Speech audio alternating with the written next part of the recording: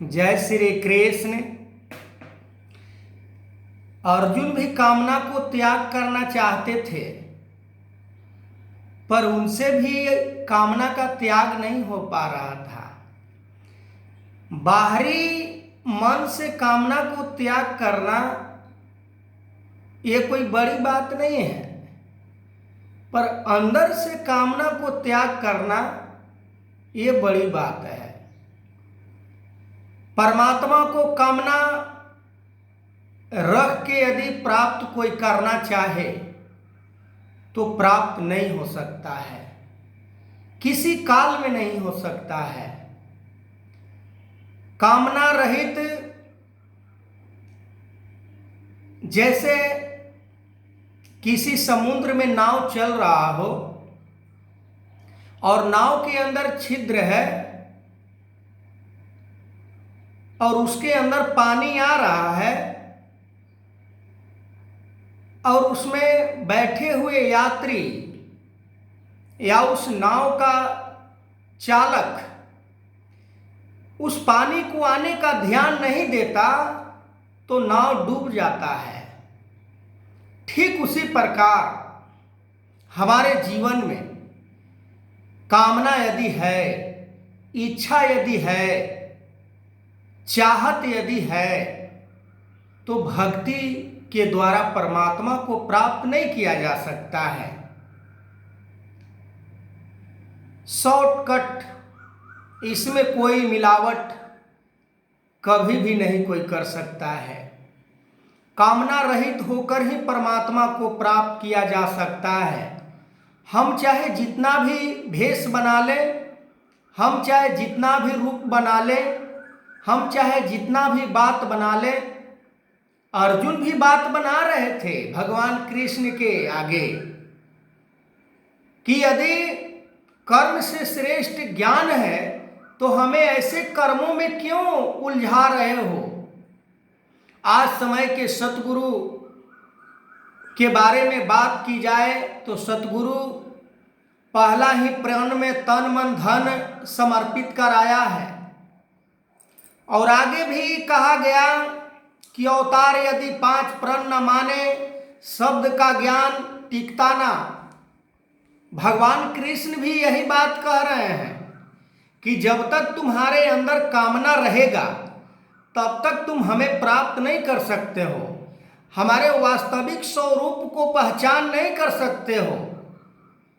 आज परमात्मा के बारे में बात की जाती है कि परमात्मा कण कण में है, परमात्मा निराकार है, परमात्मा घट घट में है, परमात्मा जरे जरे में है, परमात्मा सब जगह है, परमात्मा से कोई जगह खाली नहीं है।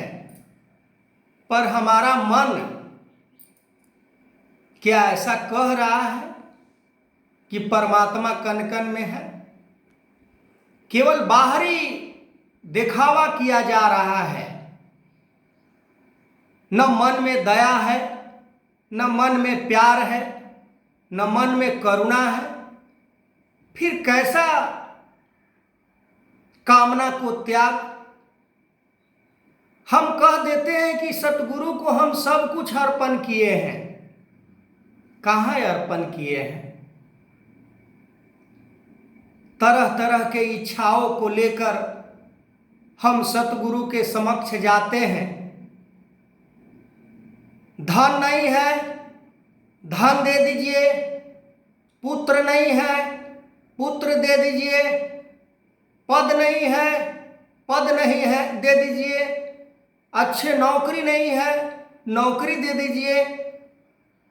कामना को हम क्या समझते हैं? कामना के बारे में हम समझ नहीं पाते हैं कि कामना आखिर कहाँ किसे जाता है। सब कुछ प्राप्त करने का नाम भक्ति नहीं हो सकता। सब पदार्थों को भोग करने का नाम भक्ति नहीं हो सकता। भक्ति का डेफिनेशन को हम चेंज नहीं कर सकते हैं। जब भी किसी ने परमात्मा को प्राप्त किया है तो कामना से रहित होकर प्राप्त किया है। क्या जरूरत था भक्त प्रहलाद की कामना से रहित होकर अपने पिता को बात को नहीं मानकर भगवान विष्णु के चरण में चले जाना? क्या जरूरत था मीराबाई की, राजघराना के बच्ची, जो कामना को त्याग करके अपने गुरु के पास चला जाता है? क्या जरूरत था राजा हरिश्चंद्र की, जो कामना को त्याग करके अपने गुरु के चरण में चले जाते हैं? क्या जरूरत था माता सबरी की, जो कामना को त्याग कर राम के आस में लग जाती है? अनेकों ऐसे नाम हैं जो कामना को त्याग करके परमात्मा को प्राप्त किए। और आज हम यदि सोचते हैं कि कामना को, संसार के सभी पदार्थों को भोगते हुए, ऐश्वर्य सुख सुविधा में अपने जीवन बिताते हुए परमात्मा को प्राप्त कर लें, तो शायद उन भरत को याद करें कि जिन्हें अयोध्या के पूरे राज उनके कंधे पर सौंपा जा रहा है कि राजा तुम हो। राम तो वनवास चले गए, राजा तुम हो, पर भरत कहते हैं कि हमें राज नहीं चाहिए। पर आज हमें संसार के कोई सुख प्राप्त हो जाता है, संसार की कोई चीज प्राप्त हो जाता है, तो हम अपने आप को गुरु को कृपा समझने लगते हैं कि गुरु ने कृपा कर दी है, क्योंकि हम भक्ति बड़े तौर तरीके से किए हैं, हम भक्ति समर्पण होकर किए हैं। यदि भक्ति समर्पण होकर किए हैं तो समर्पण के बारे में समझना पड़ेगा कि समर्पण क्या होता है। समर्पण के मतलब होता है कि जिसे कुछ दे दिया तो फिर वो अपना नहीं रह जाता है, फिर हमारे पास वो नहीं बच जाता है, पर हम उसे देकर जतलाते हैं, तो फिर वो समर्पण कहाँ हुआ? किस बात को हम समर्पण कहते हैं? परम सत्कार श्रेष्ठ पुरुष राष्ट्रपिता बता रहे थे, दिया भी जाए तो प्रेम, लिया भी जाए तो प्रेम। यानी हमारे रोम रोम से प्रेम का संचार हो। ऐसा महसूस कोई ना कर पाए कि हमारे रोम रोम से प्रेम नहीं प्रवाहित हो रहा है।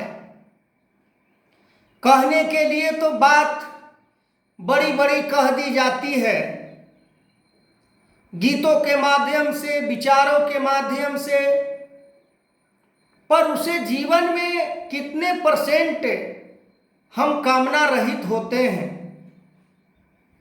और जब तक कामना किसी को भी रहा है, वो प्रभु को प्राप्त नहीं कर सकता है। जिन ढूंढा तिन पाया, जैसे राष्ट्रपिता कह रहे थे कि जिन ढूंढा तिन पाया, गहरी पानी पैठ, जो बौरा डूबन डरा, रहा किनारे बैठ। कि जो संसार में कामना को त्याग करने से डरता है, समर्पण करने से डरता है, वो परमात्मा को प्राप्त नहीं कर सकता है।